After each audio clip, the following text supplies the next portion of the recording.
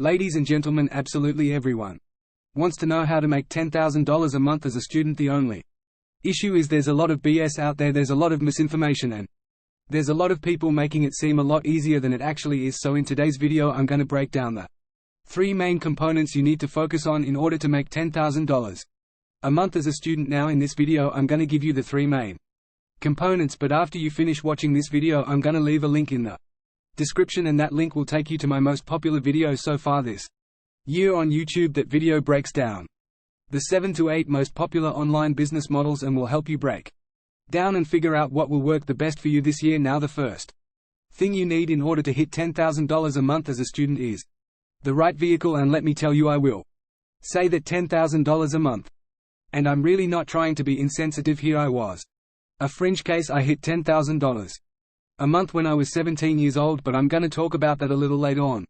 Month when I was 17 years old, and by the end of that year before I turned 18 I was hitting $30,000 to $40,000 a month. So I'm speaking here from experience. You need a vehicle, a way that you can make that sort of money, but a way in which you're not gonna risk losing all of the money that you do have. So the first thing that I will tell you is trading is out the window. I'm gonna be very honest with you, there's a lot of traders out there that are trying to sell you BS, because when you sign up with their little affiliate link and you get your $10 free blah blah blah, when you lose money, that's actually where they make money. They don't make money on the little $10 or $20 sign up that they get when you join. They make money.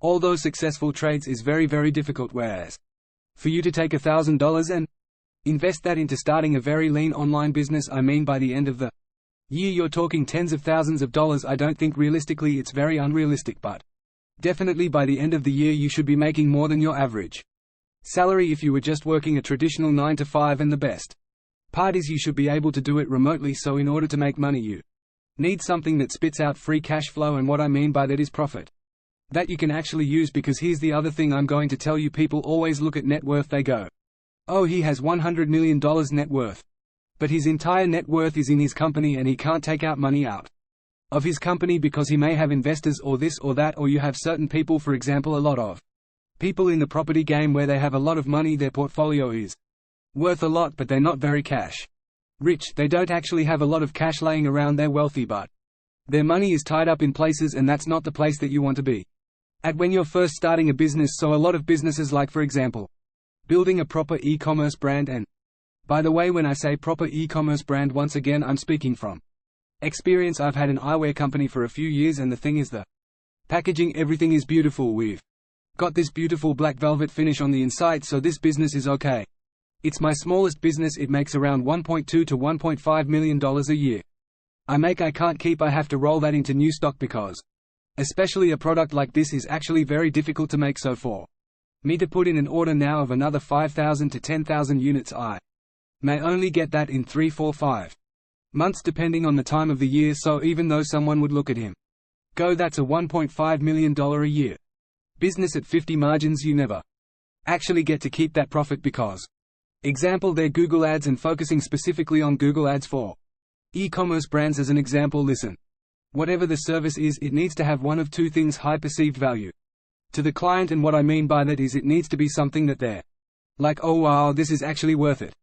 I'm more than happy as a business to pay this external consultant or service provider $1,000 a month, $3,000 a month, you name it. Or it needs to have high leverage, and what I mean by that is, listen, you can still be an online personal trainer, but if you want to make $10,000 a month you need to hire people below you who work as coaches, and that way you're an online personal trainer and you do some of the coaching, but then you may have coaches underneath you, personal trainers that work with local gyms, and you just pay them a small fee and they do the rest of coaching. So that's leverage. Or let's say you have an agency that creates YouTube thumbnails for people. Thumbnails on YouTube are such an important aspect to video, but people don't pay crazy amounts for thumbnails. But if you can hire someone in Brazil, Romania, India for $1,000 a month, which is a great salary there, especially remotely, and their work is able to produce $3,000, $4,000, $5,000 a month in terms of business for your thumbnail agency or for your thumbnail performance marketing business, whatever you want to call yourself. The point is that is